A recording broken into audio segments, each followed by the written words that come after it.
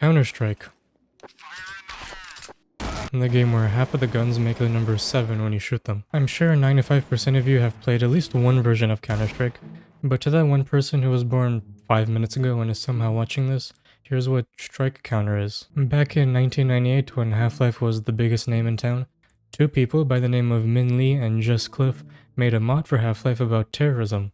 Bold move nowadays. And they called it CounterStrike, where you strike counters, I think? I don't know, I've never played it. And then Valve took notice and bought the rights to it and made it its own game. And there's 4 versions of CounterStrike: 1.6, Condition Zero, Source, and Russian Offensive. Each one just as influential as the last. Well, there's also Anime Strike and Free-to-Play Strike, but we don't talk about those, don't even mention them. Now, out of the 4 Counter-Strikes, everyone will have their own opinions on which one is better, and for different reasons. But I'm going to take the very controversial opinion and say that Counter-Strike Source is the best Counter-Strike game. No, wait, hold on, come on, please. I've played plenty of hours in each of the Counter-Strikes. Not as much as this dude, but enough to come to an opinion. I'm also aware that each of the Counter-Strikes have their strengths and weaknesses that change from person to person. Like, Global Offensive is definitely the most popular, but it also suffers from a condition where half of the player base can spin faster than helicopters. Now, why do I think Source is the best Counter-Strike?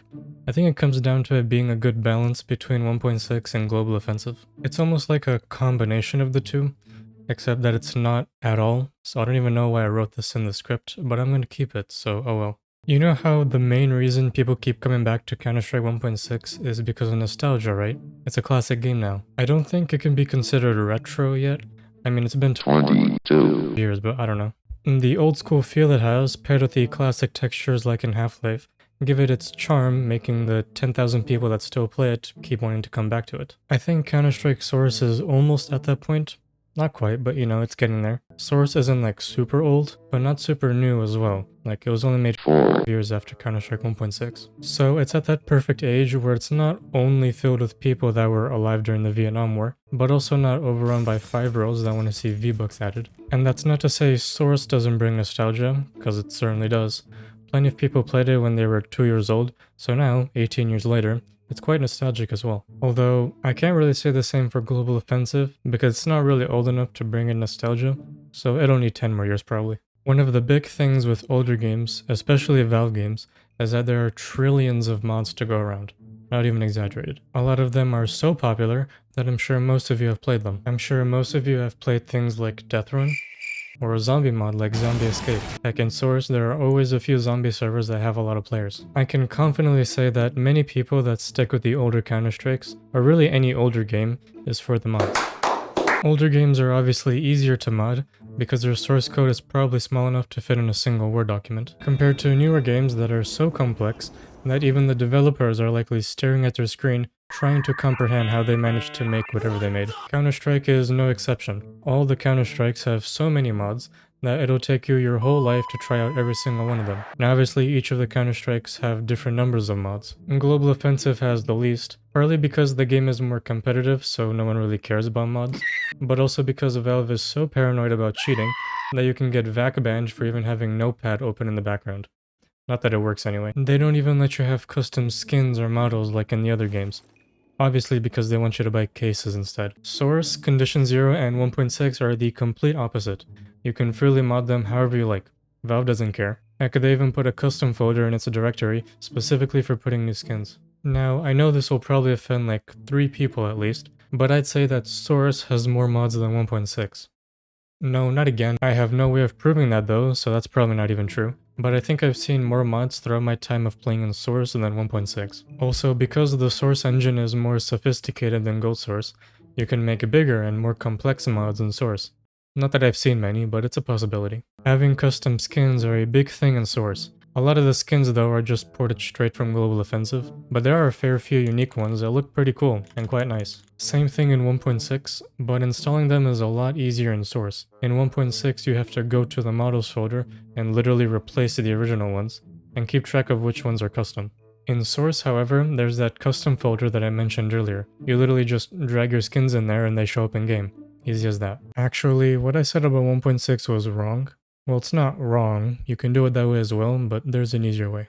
If you enable custom content, there will be a CStrike add-on folder, which does the same thing the custom folder in Source does. So I kinda just proved myself wrong.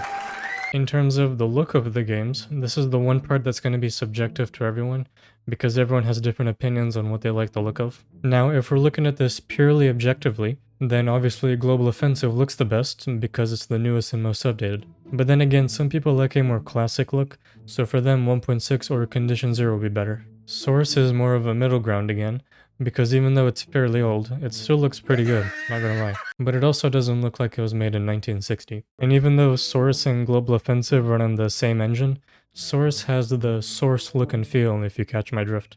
That probably made no sense. CounterStrike Source has the benefit of having the Half-Life 2 look and feel, while also still looking good even in 2022. And I doubt 90% of Global Offensive players really care about graphics, because they're too busy sweating over a Silver 1 match.